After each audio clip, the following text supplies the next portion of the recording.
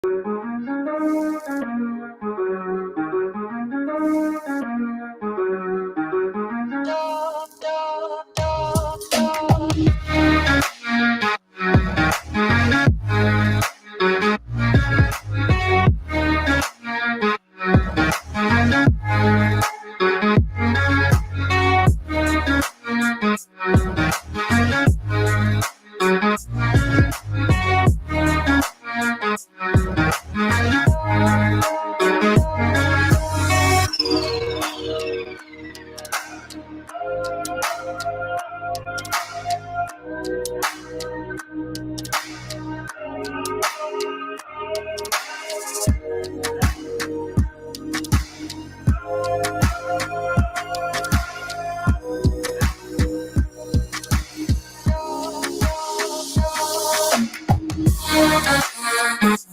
everybody, I'm Justin Bohn. And I'm Mike Val. And this is the Bohn and Zano Zone, where we are always on the lanes, off the charts, and on the mic.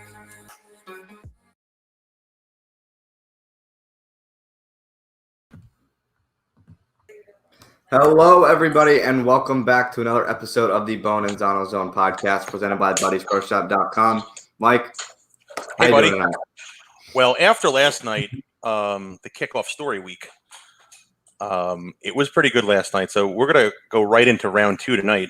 They got some big shoes to fill.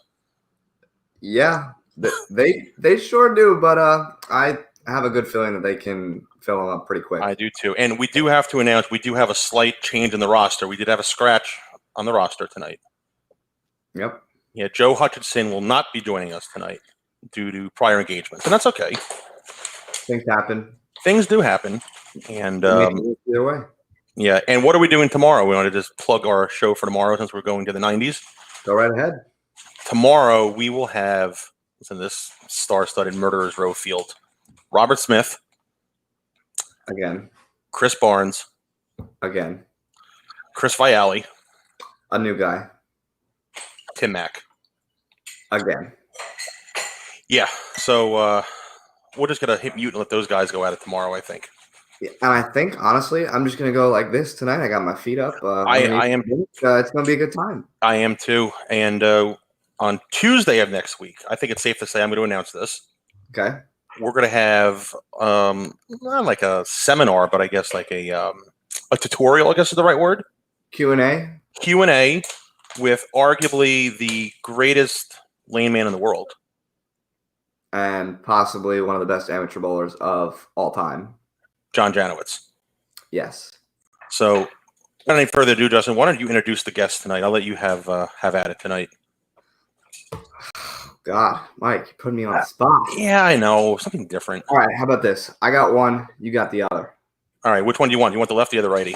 I got the left. Shocking. All right, take the lefty. So, we've got a PBA and USBC Hall of Famer. The first Super Slam winner on the PBA tour, one of only two guys to ever do it, and basically the guy who beat my dad every week on tour, Mike Albee, as he's shaking his head, laughing, having a good time. Welcome back, Mike. Oh, thanks for having me, Justin. Mike, good to see you guys. What's up, Mike? Thanks for having me. I appreciate coming back on. You guys do a great job. Do you have any idea what you're getting yourself into tonight? I was really kind of hoping Joe'd be here too, because I've seen Charlie and Joe go at it, with the stories, and it's fun to watch. Yeah. So, well, speaking of the counterpart, so he is a multi-time titleist in the PBA Tour. He is a collegiate coach. My one favorite Charlie Tapp memory, guys, and I'm sorry to say this, Charlie, is the Charlie Tapp Toby Contreras match from many years ago. Mike, I'm sure you're familiar with that one. And let's bring him in, Justin. Charlie Tapp. Sorry, Charlie, I had to go there. Yeah, well, that's okay. I just want to let you know that I'm the first inductee of the Lenny Nicholson Sicko Hall of Fame. So I don't see anybody on your little dog show with that resume. Apparently, you watched the other night's show. Did you watch last night's show, Charlie? Is the question. I did. Well, absolutely. Yeah. I love this show, as you always say. Yeah. Well, you it's guys on got all some... the time. It's just in a loop. Yeah. keep watching. We'll make more money on YouTube. You guys keep watching. So, Justin, we had some good stuff with Lenny and Larry. All about the dough. Yeah, I mean, That'd be nice. it would be nice. Can add to my retirement fund, Justin's college fund. Oh yeah. Justin, Lenny and Larry last night, they kind of laid out the groundwork, right? For the whole week. For the whole week. So I don't even know where we want to start. Maybe let's start off of what are these guys doing now really quick before we get into it? Yeah, I think that's pretty fair. Yeah, all right, guys. So you obviously really bowling that much competitively anymore. So what are you guys doing with yourselves right now? What are you involved in? So we'll go with Mr. Tapp first. Okay. Right now, I coach college bowling at Aquinas. I'm the head of the bowling program here in Grand Rapids, Michigan. And I'm the men's head coach. My wife's the women's head coach. And then I oversee the program, do the recruiting, that set up all the tournaments, that type of thing. So that's normally very busy. But right at this time, with everything that's going on, school just started. In fact, they're moving in this week, and we don't start doing any kind of training or anything like that until the 8th of September. And everything right now is going to be outside. So we're going to use a lot of different training tools and things like that, and spend most of our time outside until it starts getting until we can go back in the building and use the gym, or else if the governor here ever bowling centers, we'll go back into the bowl and start there. So we haven't been to the college since so it's been it's been kind of crappy. It's tough for recruiting, but it's a great school. I mean, they take care of the kids, they take care of the staff. We're really happy there. Awesome. All right. Now we know Mr. Albee hasn't been bowling, so Mr. Albee, what have you been up to? We've actually been fortunate to be open since the middle of June with our bowling center and our ice rinks, and so we're just waiting for after Labor Day when kind of our busier season starts to kick in, and right now we're hitting between 70 and 80% of what we would normally be at this time. So we feel very fortunate compared to a lot of places around the country, including Michigan, like Charlie said, and it's just it's a new world at this point. You need a lot of cleaning, a lot of sanitizing, and getting people comfortable coming into your place, and that's what we're trying to do. And I was glad to hear that the Storm had the tournament last weekend that Justin was involved in Indy. So that's a good sign for us here in Indiana. Yeah, it's definitely a good thing to see, and not only Indiana but other states around the U.S. that are being able to run tournaments, especially the size of the SYC event. I mean, when you looked at it and you walked in the building, there was plenty of room for social distancing. Everyone had their masks on, and it was good to be back in the bowling center. And it's good to see events start to come up again here and there all across the place. And one thing for sure, I'm excited for Labor Day weekend, not just for Dad's tournament, but to see all the other PBA junior regional events run. Justin, were there more people in Indy than there was in Virginia for the Masters the week before? I'm going to say yes. So we had a 50 lane center in Virginia. And I think that there were 90 bowlers to a squad. And then there were 3 squads. So that's like 270, 280. And then in Indianapolis, it was 2 80 lane centers that had 160 bowlers to each squad. Wow. So, I mean, it was basically 4 to a pair across the whole house. There were a few bad pairs, but other than that, I mean, 4 in a pair, plenty of room for social distancing, no centers. Good stuff. Yeah, good start. So, Justin, we have a little bit of an outline what we want to do with these two. So you want to fire the first one away and continue from last night's train wreck of a show we had? Mike, I want to let you do the honors. Well, I don't even know where to start. So, I mean, we heard Larry's story about the bus last night, which was pretty interesting.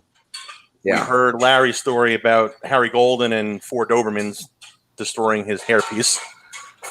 And then we heard one of Ted bowler Bobby Jacks. Bobby Jacks getting 3 sponsors he had, Justin? Yeah. And then getting 2 guys from the Louisiana mob ready to chase him in the parking lot of Woodland Bowl. So he would. Bobby Jackson wasn't the only one to do that. There was somebody else too that.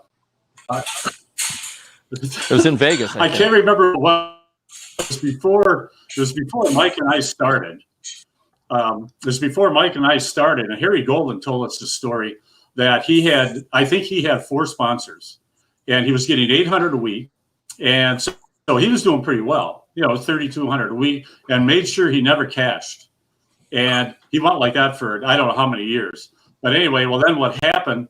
I can't remember whether I think it was in Syracuse if I remember right, the number backed up. And the number backed up after the last game, and the guy got the last check. So he had a $400 check that he's supposed to split for 4 guys, and that's how he got caught. Is that the number backed up to him, and it dropped like Harry Golden said, it dropped like 20 pins to get to him. This guy figured he was safe. Well, anyway, so that ended real quick. But that I don't think those are the only 2 guys that ever did that. No, there was another guy too. Vegas, if you remember, Vegas, Vegas had the large format, so they cashed usually into the 70, 80 number, all the way down to 70 or 80th place. Well, for 1 week, they finally showed from 1 through 70 on the show on a rundown. Oh yeah, at least. Yeah. And the guy cashed in the 60s and 70s, and like I said, got a small check, and the gig was up. Justin, do they know the guy in Texas? We have to figure out who this guy is. Well, Mike. Oh, go ahead. So there was a guy who hadn't paid his entry fee before the first round started, and after roll call, the tournament director pulled him aside and said, "You need to pay your entry fee. Can I get it after the block?" "No, you cannot. You have to go back and get it." So goes back to the hotel, comes back, singles and fives. Tournament director thinks nothing of it. Goes out and bowls a squad. Game 3 or 4 comes around. Police officers come in the building, talking to this guy, and their tournament director comes down. What do you need him for? Or what's going on down here? Police officers go, yeah, we need to pull Joe Smith in for some questionings down at the station. Why? What did he do? He robbed the local convenience store. Well, how do you know he robbed the convenience store? Well, because when he robbed the convenience store in singles and fives, he had his name shirt on when he walked in. You guys see it on camera. I heard the story, but I don't remember the name, but I do remember the story in Grand Prairie. Yeah.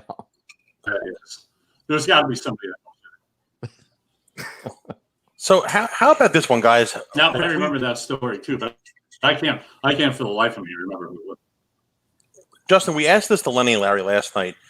How about who was like the biggest guy like frying out on tour that always had a good flip out, and like you guys didn't want to be around him when he bowled bad, but that's wrong. You want to be around those guys because man, it certainly lightened up the time. I mean, I remember certain guys. I mean, you wanted to be around because it just kind of loosened things up for you. I mean, Warren Nelson, great guy, but man, I'll tell you what, he could slap himself on the thigh harder than anybody. I mean, he'd leave handprints. I mean, and you could hear it all the way across the center. I mean, it was just look painful as all hell gets out. Can I give a name? A guy he used the ball at our center. Justin used the ball at Strathmore back at home. He was from Jersey. Have any good Dennis Jakes stories? I just remember Dennis Jakes in Japan one year wanting to told everybody he was going to write a book, and then they pretty much threatened him that probably would be a good idea. So I don't think that book ever came out. Dennis was a little bit of a hothead, Justin. Okay. Yeah. Well, I'll give you a little bit of my story. So, a good friend from Kalamazoo, Charlie Standish. Mike, you remember Charlie, right? I remember Charlie. He's down in Cincinnati area, and really good guy. So we're bowling the doubles at the showboat, and my partner, I can't remember who I bowled with them there. Anyway, and so we're crossing with Charlie and his partner, and we are like on maybe like lane 53, 54, and 70 lanes across. Well, all of a sudden, Charlie's the double, and all of a sudden somebody screams out the big F-bomb, right? And it is so loud, everybody hears it, and the place stops. And now Mike Durbin is the tournament director, at the time, or he was taken. Harry Golden was sick, and Ted Hoffman. There was one other guy, Mike, if I remember right, that was tournament director. Well, anyway, and Durbin also did the Bible studies on Sunday. So he's standing by us, and he is so pissed off, right? And he's going back and forth, looking to find out who it is. Well, nobody's going to rat on the guy. I mean, we don't know who it is. So anyway, it's like 40 minutes, or it's no, about 20 minutes later. So Charlie, now he has the same game. He has the front seven. So when you stepped off the approach of the showboat, there were like four of the plastic chairs, and there was only maybe 2 feet of space to the wall. So there was like no room. Durbin happens to come back, and he's standing on our pair. So anyway, Charlie throws the 8th shot, leaves a solid 8, and he turns around. And he always walks back with his head down, you know. So when he steps off the approach, and he goes just like this. He goes, "God damn it!" Right? And Durbin is standing right there, right? So and Durbin said, "That's it," you know. And Charlie doesn't know this is going on yet, right? So Durbin's right now while Charlie's shooting the spare. So Charlie comes off the approach, and here's Durbin. He goes, "I can't take this stuff anymore." He said, "You guys, you know, oh, keep off." Well, anyway, so he gives Charlie a ticket, and then Durbin walks away, and Charlie goes, "The hell with this." He goes, "I'm not paying it." He said, "This is bullshit," you know. And I said, "Charlie," I said, "you have to pay it." And he goes, "What do you mean I have to pay it?" I said, "I'm on the tournament committee." I said, "I heard you say it." I said, I can't go in there and tell him, "Hey, oh yeah, he's totally innocent. Let my people go." You know. I said, "You did it." I said, "You have to pay." He goes, "Oh, son of a bitch." He goes, he says, "Somebody screams mother F-bomb so loud it stops the whole bowling alley." He says, I'm standing there. I come off the, God damn it. He goes, "Jesus standing there to give me the fine." And so the guy that screamed that we found out later was John Handegard, and we were on 53-4. Yes, and when he screamed it, he was on 25-6. John had a temper. He never looked like he had a temper. He was a very mild mannered. Did we lose him, Justin? Yeah, I don't know, but anyway, that's who was screaming. That screamed that was John Handegard, and he was bowling with. Oh, we got a choppy signal there, don't we, Justin? A little bit. Oh, did we lose him? Yeah, I think we're losing him. If you get back to Dennis a little bit, I mean, Dennis was a great player. If you remember. Back to the Tournament of Champions, I'd always wait to see the week before. They would always show your pairings of who you got to pair with at the TFC. So in Akron, so I always couldn't wait. This just kind of a thing that happened every year, and you just couldn't wait to see who you got to bowl with, to cross the house with. And so my cross in one year was Dennis Jakes, Bellinger, and Kent Wagner. So it was quite. They're all very vocal players, and the very first game of the tournament, Dennis Jakes got 4 of the first 5 frames open for the very first game. So Dennis is already upset. And then he leaves a 4-pin, and Bellinger says, "Hey, Dennis, even money on the spare." Well, Dennis was about ready to tear his head off, but so he ended up getting the spare, and Jeff was a great player, but he talked a lot to himself and to you. He'd always go, "Oh, got that one out a little bit, butt struck. Oh, got it in, butt struck." He always had commentary for every shot he threw. And then the last day of qualifying, Kent Wagner, who was known to have a little bit of a temper, great player. I mean, all these guys are great players. And Kent goes 280, and he's making a run for the finals. And we're on the very end pair. And back then, the scorekeepers would come with you to each pair. So nice old man, probably in his late 60s, sitting there, and there's the old overhead projectors. So you've got him shooting, the telescore shooting up on the lights up and the score up on the wall there. And so he's leaning, but his head's leaning against the telescore. Well, Kent goes up there and he can strike out for 250. Big 4. He comes back and grabs that telescore and just shakes it like this. Well, it's hitting the guy's head like this. And the scorekeeper leans back, and he's trying to. You can just see his eyes are dazed. He's probably concussed, and he's shaking his head, and he hadn't wrote the score down yet. And Kent said, "I had 6 split." And so the poor guy didn't know where he was at anymore because he's just totally dazed. And it was one of the funniest things. The whole 24 games of qualifying was just. Every game was exciting, and but that was just the best one. But they all ended up making the finals. Dennis just missed the top 24. But that was the year that Dave Houston had to fly home because his wife was pregnant and was having the baby. So we ended up all of us getting in the top 24. But it was just it was quite exciting. Who was the one guy? Like, who was that one guy that was always like shortest fuse and just at the like a drop of a hat was just gonna.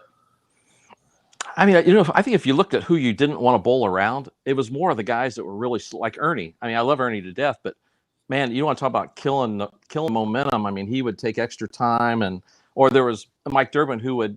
It was always funny with Mike because he would have this where he'd hold the ball up, and then when he'd start, you think he was starting, but he was just dropping it down. So you'd step up on him, and then you'd step right in front of him. So it's like, it was just always that was the hardest part, I thought. Getting a rhythm going with being around guys who are really slow, but there were several that could snap for sure. Mr. Tapp, are we back? Oh yeah, Marshall snap. Did you guys lose me before?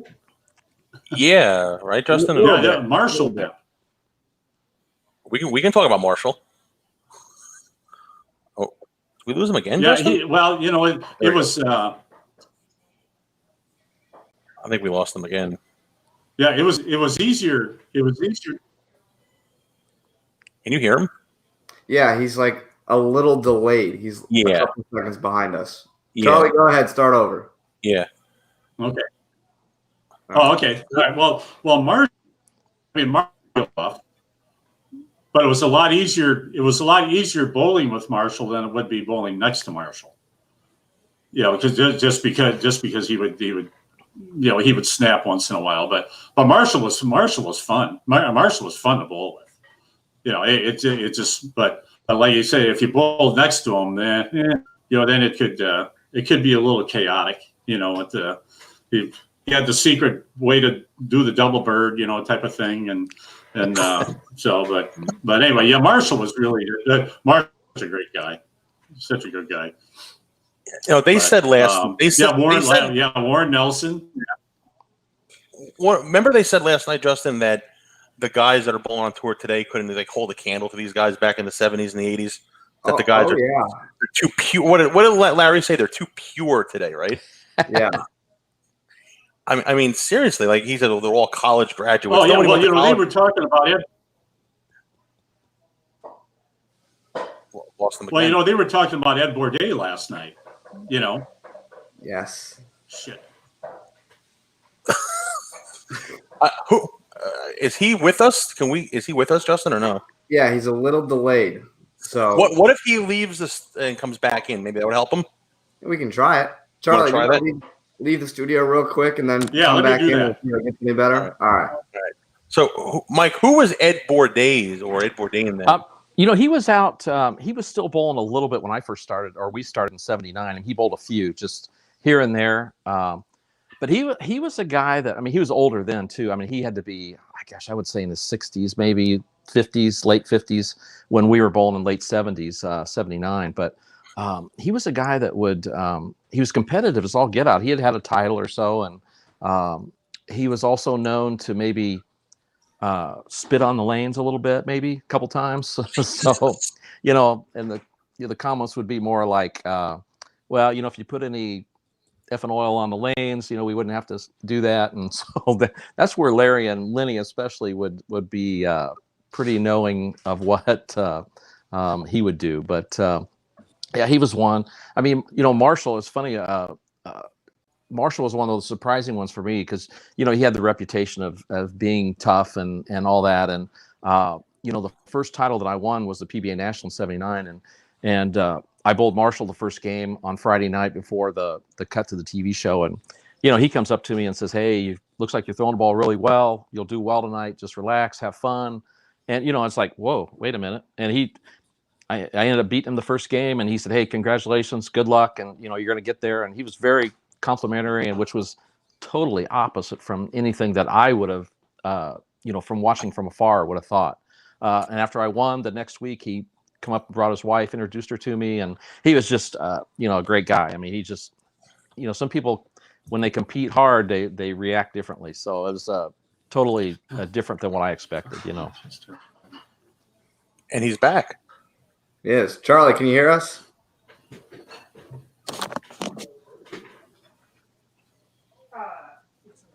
That's even worse than it was before, no? Charlie, can you hear us? I can hear you. All right. There he goes. Am I back on finally? Go sit in your car. Yeah. From Do the last lit- night. the lich move. Who's in the car? Now he's frozen again. Yep. So luckily, you guys weren't involved in that bus accident. None of your equipment was involved in that bus. I'm gonna try my phone. I'm gonna go on my phone. All right, take him out again, Justin. All right, Charlie. We'll see you in a few. And there we go. Hi, Mike. How we doing? Hey. Yeah, I saw Larry go to his car. I thought, wow, that was pretty slick. That was intense. That was good last night. Yeah. Well, how about you guys bring out? I mean, we do whatever we can do to get on. Yeah. Justin, I got one for him. You said Marshall was always the intense one. Roth was pretty intense too. And yeah, I mean, yeah. My first ever regional, I crossed with Roth, and I was maybe 3 weeks out of high school, and I didn't know about the double, like the Lynn Curtis double jump. And you learned real quick, I think, maybe. frame two. I never would do that again. He was looking to rip my head off, and but this was 2001 was when I bowled it.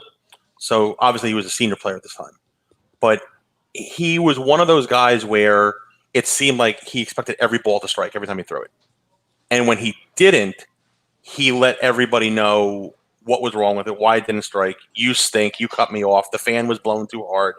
Was he like that even back in the day, like always very critical of everything? Yeah, I can go back to 1979 when I was, because when you first come out, you want to go and see the guys that you've been watching on TVs all these years. So I mean, I'd go and watch the pro-ams just to watch some of the guys bowl, just to take it all in. I mean, you're 18 or 19, and it's just, wow, this is cool. I'm living a dream. So I'm behind Mark, and we're in Long Island, so at the bowling center, Garden City Bowl, and the pro-am, and he's bowling, and this little old lady came up and asked him for his autograph.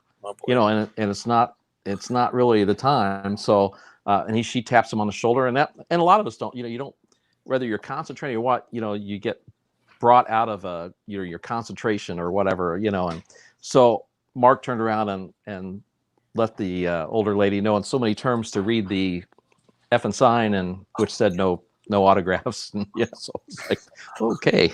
But that's, it's just everybody's different, how they concentrate and how they do things. And, I mean, that's why, not exactly that, but Mark was so good because. Oh boy, Justin. He'll come back. With a total reset. Oh, there we go. There it is. There he is. There we go. And is Charlie back with us, Justin? I think he's still trying to get set up on his phone. Okay. Yeah, so I mean that's why when people are that competitive, that's why they they react differently, and as we all know, it is a job. I mean, rather you try to not take it that way, but it is. Yeah, I mean, you guys are out there. You don't bowl well, you don't get a check for the week, so you don't get paid. Yeah. Welcome back, Charlie. Want to try him again, Justin? Take the break. Good to see you. That better? Hopefully. A little bit. A little bit, right? Bad? No, it's a little better. See, if Hutch was here, you wouldn't have internet problems. So what was the good thing with Joe Hutchison? So everybody says he was a prankster story. Well, I'll give you this one. How about Justin? Who's the guy we always talk about from the '90s? It was the practical joker. Mike Miller. Go ahead, Charlie. Go ahead. Well, the difference, the difference between Hutch and Mike Miller is Mike Miller's much more zany, and Hutch was more quick-witted. I mean, like we never really pranked anybody. we just did a lot of poking fun at people and making stupid jokes and and crap like that. But Mike Miller was more of the zany type. I mean, like when I met Hutch, actually I met him my ever Totally from Milwaukee, Wisconsin. And Joe was a really good guy, and he just fit right in, So, and that's how I met Hutch. I went to Hutch and another guy that was hysterical, Clay Adams, and they were all playing gin, and it was that card game was just hysterical, and that's how I met Joe. I watched him play cards, and he'd get all pissed off when he was losing. He busted a lamp, and I'm like, oh, this guy's great, And so anyway, we got together. We started hanging around together, and we all same interests. We both watched the same cartoons when we were growing up. But there's so much, so much that we had in common. And then we started. I mean, all of a sudden, we would think the same things when it would come to picking on somebody or being a wise ass or like that. We both had the same thing. To give you like an example, there was a guy that used to be on all these TV shows. They used to do tricks with cigarettes. Like he'd have a pack of cigarettes in his mouth, and he would light them all, and then he would take them and he'd like shove one in his ear and then like shove one up his nose and all this shit. I started trying to do that because I was the only one that smoked, But I mean, I had no, there's no way in hell I was going to be able to do it without burning myself to death, But anyway, so what we both on a senior tour, or not senior tour, we're both on a summer tour in Tucson. Hotter than hell. It's on a Sunday. We had nothing to do. So Joe said, "Hey, let's just go do our laundry." So yeah, So anyway, we pack up our stuff. We go to the laundromat. We walk in. It's just Joe and I and probably 15 women, So anyway, we're paying any attention to anything. We're just doing our laundry, and I don't know if he'll pull out a name shirt or something. And the woman says to him, she goes, what do you guys do? And he goes, well, he says we're professional bowlers. We're here for the Tucson Open, blah blah blah blah blah, and all this stuff. And she says, well, is that all you do? And I said, that's all we do. But my boy here, he said, he's kind of a sleight of hand guy, And I'm like, holy shit, So I'm like, well, now what's it? So when I'm thinking, I'm like, oh, he wants me to do a trick with a cigarette, right? So anyway, I have a pack of cigarettes in my pocket. So I hit the bottom of the cigarettes, the cigarette comes out, and I grab it and I throw it straight up in the air. And not look at it, and the whole I'm talking. And I flip the cigarette up in the air, and I take my hand and I reach out and I put my two fingers together. The cigarette goes in between my fingers, absolutely perfect. And I go like, and I start smoking. And you swear to Christ, they were at a Beatles concert. They're going crazy, right? So Hutch, and they said, "Oh, come on, what else can you do? We do that again." I said, like, listen. First of all, if I've tried that like 1,000 times, and everybody had to duck because cigarettes flying through the air everywhere. I couldn't catch it with a shit. And this was just one lucky thing. So Joe's in front of me. He's in front of me like this, like he's blocking, like, no. And the lady says, do one more trick. And he goes, no, he only does one trick a day. And that was it, So anyway, that's the kind of shit that we did, it was stuff like that. And I mean, it was the cigarette flip thing. I mean, like you say, I was the only one that smoked in the group that we hung around with. So we'd be practicing, and I would say, well, Charlie, aren't you about due for a cigarette? And then I'd do something, stupid with it. I'd throw a ball of smoke, and then I'd flick the ashes in the gutter or something. Just stupid crap. Anyway, but like I say, I threw that cigarette up in the air on hundreds and hundreds of times, and try to catch it, and I never did it. But I did it the one time in the laundromat, strictly by accident. But that's the type of crap that we used to do. So it was harmless. It was harmless and it was stupid, but that's why it was funny. It's like one time he called me. I'm watching Beavis and Butthead, and my wife's in the background. And that's so goddamn stupid. I said, well, of course it's stupid. That's why it's funny. Now, Mike, I know you were on the tour with him. Charlie, were you on tour with Miller too, or no? Yeah, towards it. Yeah, he came out early 90s. Well, he was actually out in the early 80s, and then he went back home, and then he came back out after he took the stump of the ball. He came back out. I want to say 90, 91, something like that. And well, Marlos and I were playing doubles tournament in Vegas, and he was bowling with his sister Dana. And when he I really think that's, had gotten along and roomed together and traveled a little bit. And he had a stomach. I said, why throw it that way? He said, well, why the hell wouldn't you throw it that way? Of course. So then he came out and he won a national championship and won a couple of the tournaments and just, it was just bombs away. I mean, it changed his whole, and the thing about it is that he can make a spare. He's a straight player, and the straight players, didn't have too much trouble with a spare. Well, now he's throwing no thumb in it. He's got 500 rev rate, and he can make a spare, so he had a pretty good advantage there for a little while. So Mike, you got to give us a good Mike Miller story. You have to have a good Mike Miller story. I agree with Charlie. That's one of the best transformations of somebody's game that between him and Bob Benoit. I mean, straight player, and then learn how to go home and learn how to hook it and come back and win.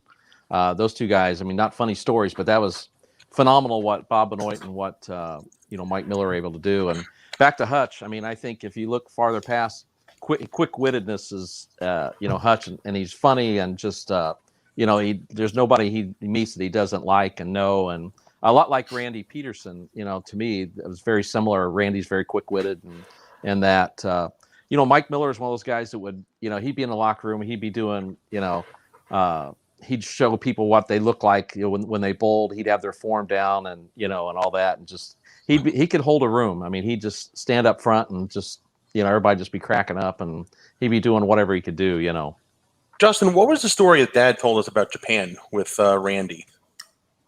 Wasn't there something? Oh, yeah. He bowled in the Japan Cup, and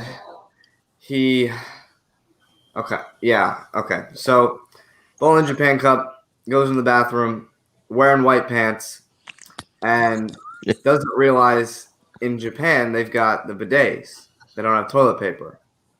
So, gets all over his pants, all over the underwear.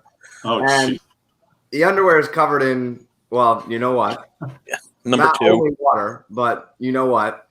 And he takes the underwear, throws it out the window. And at Tokyo Port Bowl, you're on the 7th floor, so obviously it's got to float down somehow. Lands on a telephone wire. And it's a windy day outside. Someone else walks in the bathroom, looks out the window. The underwear falls off the telephone wire. Someone's walking down the street, sweeping up the streets, cleaning up trash, sweeps up the underwear like it's a piece of trash and keeps on going. And that was Randy, right? Yeah. Yes.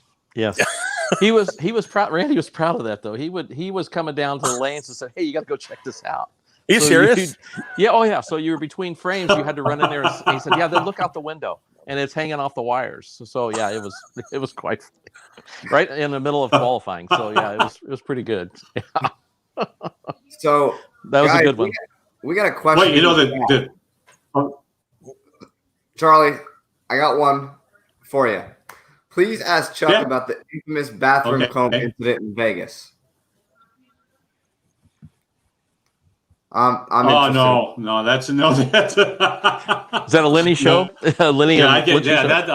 that I can't tell. That one I can't tell. But so it was interesting. I'll say that. But yeah, it was. We have to wait till you're 21, Justin. We have to wait till. Okay. All right.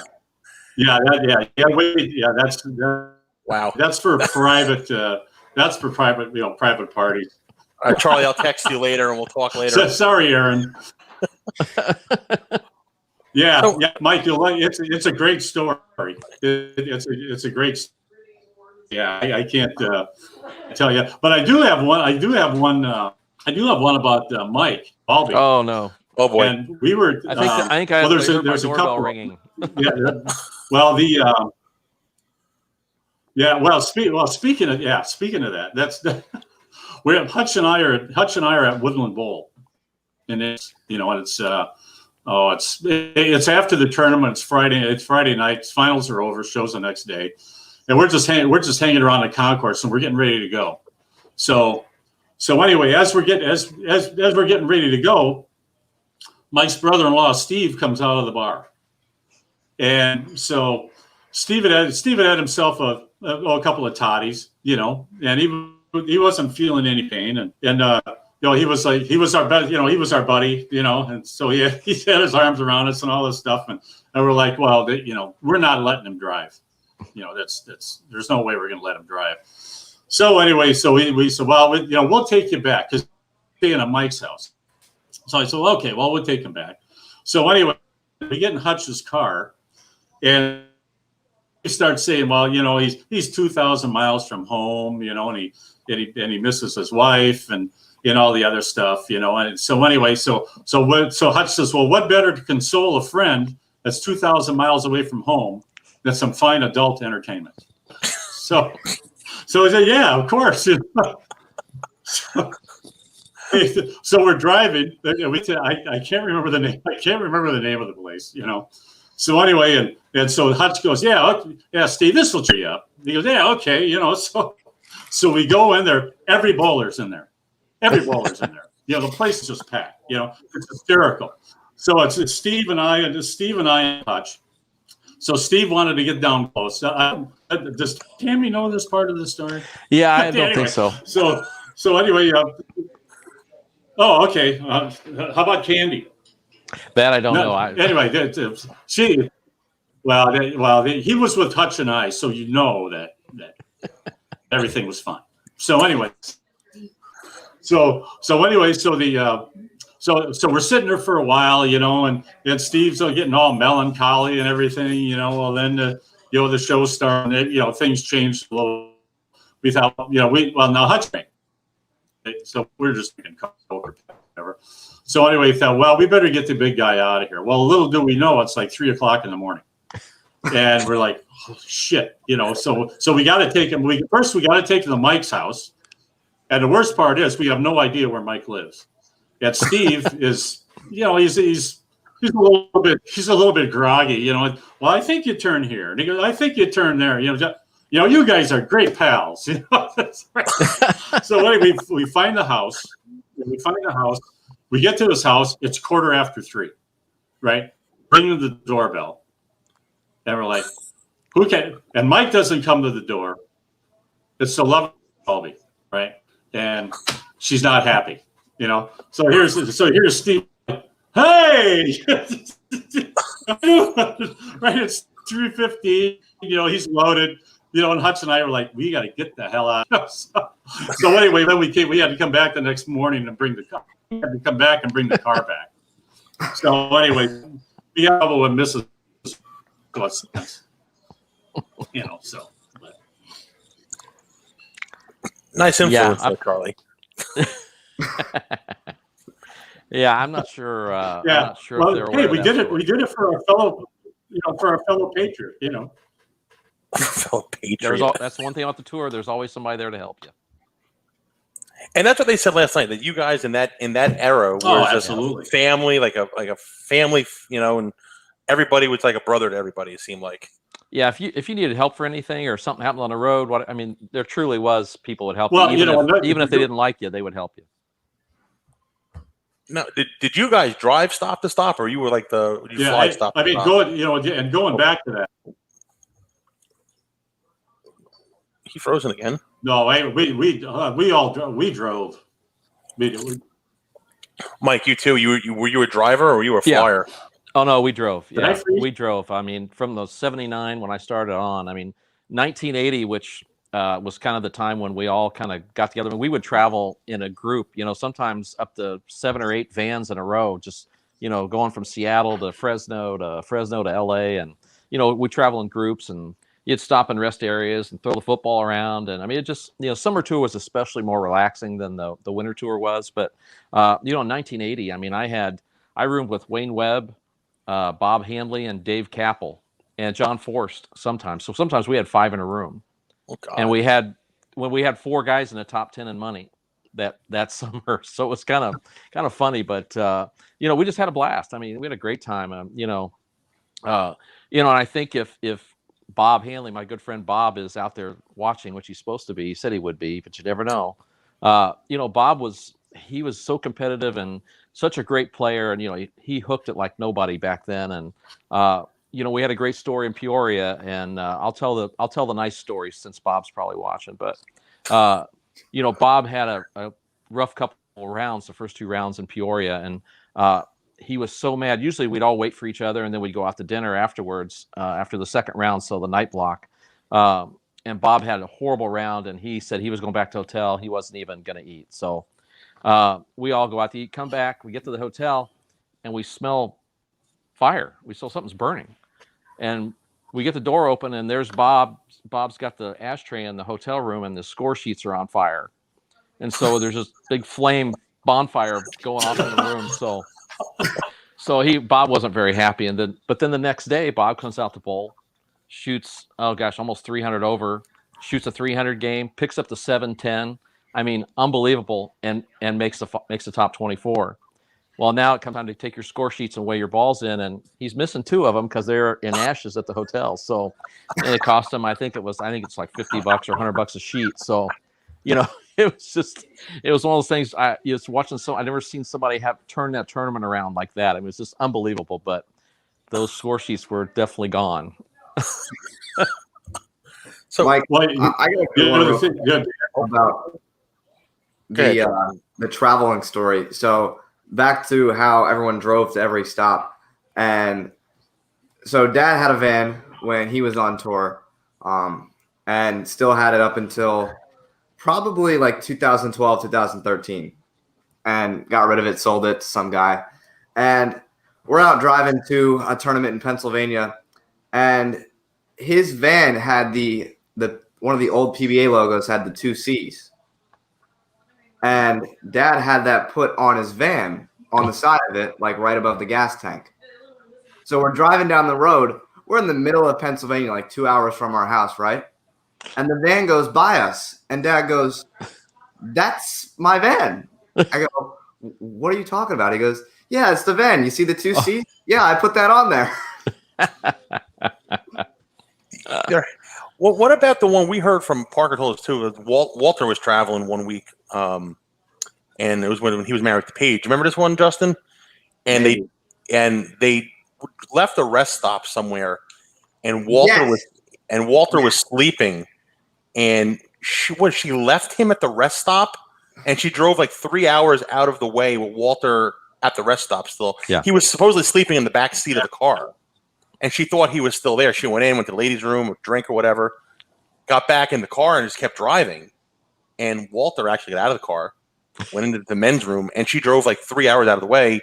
And they ended up pulling with like the state police or whatnot. They flagged her at a toll booth somewhere. And she's like, "Are you Paige Pennington Williams?" She's like, "Yeah." She's like, "Your husband's about 200 miles behind you." And she looks in the back seat and goes, "There's no Walter." Yeah, no cell phones back then, obviously. So yeah, happened to John Forst and a guy named Dave Macy as well from Chicago. They did the same thing in Florida. John got up, went in to use the bathroom, and come back out, and Dave was gone. That happened to Uncle Doug. Well, you know what? Another. Oh, go ahead, Charlie. But I was going to say. Well, I was just going to. You're talking about Bob Handley. When we were in Tucson let me back up. Actually, in 1979, Mike, Bob Handley, myself, I think Chris McClellan, Dave Cap, maybe Dave Cap, and there were two other ones. We all bowled a rabbit and we stayed at the Coliseum Hotel, all in one room. Oh boy! Remember that, Mike? It was safer then to do that. It was safer brutal. there to do that. Yeah. Oh, yeah. Yeah. But anyway, so getting back to Bob, in Tucson. God rest his soul. He passed away a little over a year ago. Miss him terrible. And anyway, so it was Pete Couture's birthday, and Pete was out drinking, and so the place where he was drinking was what the hell was the name of that road? Miracle Mile or some damn Miracle thing? Mile. I can't remember. Anyway, the hotel where he was out was way out. Yeah, it was way out. So but Pete was always a beer drinker. Yeah, he never really drank hard stuff. So anyway, long story short, guys were buying him booze, and he got on his way back. It got like 2 blocks from the hotel, and he got thrown. So I'm staying with Jimmy Pritz is staying with me, and Pete is staying with Hutch. So it's 3:00 in the morning, and I get a phone call, and it's Hutch. And he goes, "Hey, how much money you got?" I goes, "I probably got a couple $100 on me." He goes, "All right, bring it over." I goes, "No." I said, "It's 3:00 in the morning." He goes, "Bring it over." He goes, "Pete's in jail." Okay. So anyway, so I go to Hutch's room. So Pritzy and I, Jimmy Pritz, myself, we put our money together. We need $740 or something like that to get Pete out of jail. So anyway, I'm like, damn it, who the hell can I get? We need $80. I'm like, oh shit, Bob's next. Go knock on the door, 3:00 in the morning. Door, hair all over the place. He's in his underwear. I go, "Bob, give me $8." He goes, "Yeah, okay." Goes in, gives me, shuts the door, and never asked what it was for. Didn't say, "Are you ever going to pay me back?" or anything like that. And then we got Pete out of jail. Yeah, but that's the way it was. I mean, nobody had any trouble getting. I mean, I don't know how many times, like Tommy Baker would be going to the track. He'd say, "Can you give me 150 tomorrow or till Friday?" Yeah, nobody had any problem doing that. I mean, there were a couple of guys you wouldn't want to do that with or do that for, but for the most part, I mean, that's the way it was. That's the way it was. And I mean, the guys, like talking about Joe Natoli and Clay and God knows however many. We're still friends. I mean, I talk to these guys almost every day. And this is 40 years ago. I mean, Mike and I started in 1979, bowling rabbits together in '79. And Mike, of course, isn't going to remember this, but we were bowling together in Sarasota, Florida, and this is after you had won, so you weren't rabbiting, but and we were talking in between games, and he told me, and I still use this advice today, and I still tell this to my college kids the same thing. He said, being left-handed, we got on that subject, and he said, well, he says, I know I'm not always going to have a look. He said, but somewhere along the line, he said, I don't know what block it's going to be. He said, but there's going to be a 2 or 3 game stretch where I'm going to be able to get them. And he says, well, I have to stay as close as I possibly can. When the stretch comes up, he says, got to be ready. And he's got to whack him, obviously. He's got to go 250, 260, whatever. And he told me that 40 years ago. Yeah, I still remember that. I still remember that conversation today. But the other time that I bowled with Mike, I don't know if it was that same year or not, but we were bowling together in Hartford at the bowl. So anyway, I don't know if we were bowling bad or what the deal was. Pin in the gutter, and nobody's coming to get the pin in the gutter. And that was, they had the old circle benches with the triangle, table in the middle with the phone, So Mike's on the phone and he's pushing the button. And he's standing there for like, a minute, And all of a sudden I hear him say, "No shit," right? And then he hangs up the phone. And I said, "What's that all about?" He goes, he goes for the pin in the gutter. And I goes, "Yeah." And he goes, the guy answers the phone, Bradley Bowl. Yeah, it was bad timing on his part. I remember that. Yeah. And he goes, "This is Brad Bowl." He goes, "I'm not fucking Bradley Bowl." He goes, "Jesus Christ." He goes, "There's a pin in the gutter." He was all pissed off. It's the only time I ever really seen him pissed off. Justin, wouldn't you have loved to go back in time for 1 week? Take us now and just live not even to live with these guys for 1 week. Dude. To ride Lenny's bus for a week and just watch these guys bowl. Go back, bowl a tournament in the 80s. Not even just be in the stands and watch them and go to dinner with these guys for a week.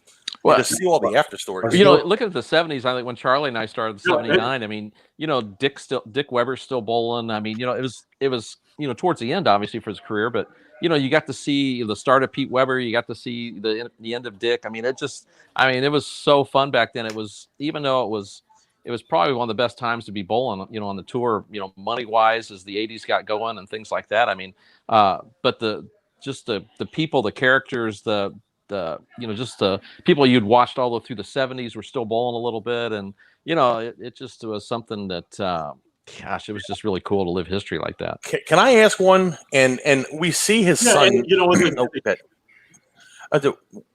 we see his son now. Was no, Guppy that eccentric? Like, I know he had the outfits and whatnot, but was he eccentric? How do you mean eccentric? Well, I mean, Was he that exciting to watch on the lanes? Yeah, like how Kyle is now. Was Guppy like that? I mean, you know, Guppy was one of those. Because it's funny, because when I first started, Guppy was one of those guys that, you know, he didn't meet anybody that he didn't be friendly with or like, or, you know, he was real easy to get comfortable. So when I first started, I mean, I got to know Guppy and as Tom Nevitt, I think back then, Charlie, and you know, that they all hung around together. So and he traveled by motorhome, so they would park his motorhome at my parents' house when they come in the area, and you know, so we got to be real good friends with Guppy and through the years, and but he was a fan favorite. I mean, it's one of those guys that people love to bowl with him in a pro-am. I mean, but he was, boy, I mean, he was deceivingly competitive. I mean, he really could strike when he needed to, and boy, if he was able to keep it online going up the lane, I mean, he was tough to beat, you know. Plus the pants, I mean, you know, it's one of those things where he'd buy 2 pair of those pants, have them cut in half and sewn to get the opposite switch, and have them sewn together. I mean, that was it. You just never knew what you were going to see. Yeah, Guppy was phenomenal off the gutter.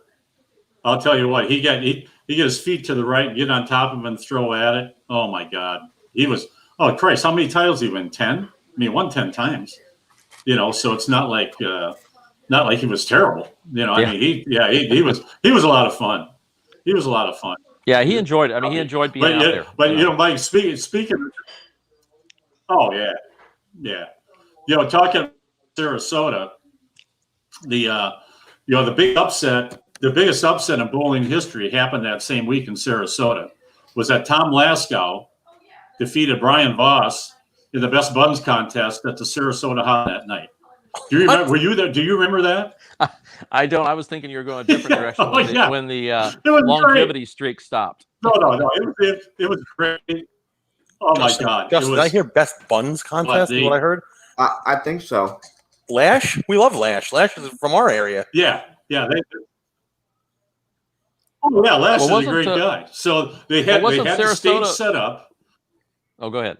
This can't be good, Justin. Yeah. So they had like a stage set up, and then they had a screen. Then they had or like a blanket or something. And then when the guys by, all you could see was from the waist down, and they're in their underwear, you know. And so it was Hutch and I had to get a front row seat for this because it would be comedy gold, you know. So anyway, they have the best buns contest, and Laskow wins, and of course there has to be an after party at the pool, right? So all the guys are loaded, you know, except for Hutch and I, probably the only 2 sober ones in the whole. So anyway, we go outside, we're sitting by the pool, and anyway, so there's a pretty good sized hot tub there. And so Pete Couture says to me, he goes, Charlie, he said, you got to go get me a T-shirt. And I said, yeah, okay. You know, so I go to the room, and I give him a T-shirt. And anyway, so all of a sudden, here comes this girl in my T-shirt, right? And she's rather bosomy, shall we say? You know. Anyway, so she's sitting in the hot tub, you know, and she's sitting in there, and I can't remember who the other guys were sitting in there. Well, all of a sudden, here comes Pete running out of his room, and he did like a hat into the tub, and he goes under the water. I don't know how to. It was the greatest dive in diving history. Anyway, he dives into the hot tub, and when he came up, he came up underneath her T-shirt, and his head is sticking out of the T-shirt, and it's like and Hutch goes to me, he goes, look, and he says, "There's 3 boobs." He goes, "Her 2 and Pete, you know, and so yeah, and it was just, it was insane, you know, it's just the whole thing, and then Pete Weber came out with Mark Fay, and they're both, you know, they're both a little, you know, they might have had a bit too, so they both come out, and Pete weighs 120 pounds soaking wet, you know.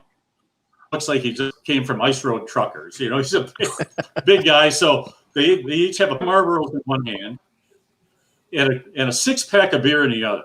So anyway, Pete decides he's going to go down the slide, right?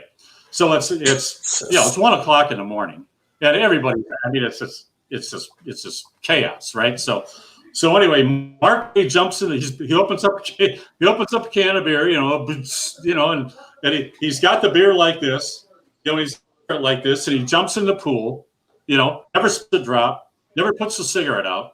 And now Pete's climbing up the slide, and he's going to go down on his chest on the slide. Well, it's bone dry, right? And so it's like, and it's just tearing the skin off of his chest. So anyway, Mark he's got the beer and the cigarette in one hand, and now he's splashing water, you know, up on the slide, but it's only going to the bottom of the slide. So he goes, "Pete, hang on a second." So he gets out of the pool, climbs up the ladder, opens up 2 cans of beer, you know, and starts pouring them down the slide. And he goes, "Here, now try it." So all of a sudden, you know, away he goes. And now they're both in the water, smoking cigarettes, drinking all the shit. It was insane. It was absolutely insane. And you guys thought the tour was a job, right? Yeah, seriously. It's a shame that we never had any fun. No, never. Seriously, Justin, I want to go back in time. Like, I wish we could go back in time. Yeah, I want to be a part of that. But guys, I actually have somewhere I need to be, so I'm gonna have Mike take over for the rest of the show. And well, you guys can talk for really as long as you want and tell as many stories as you want.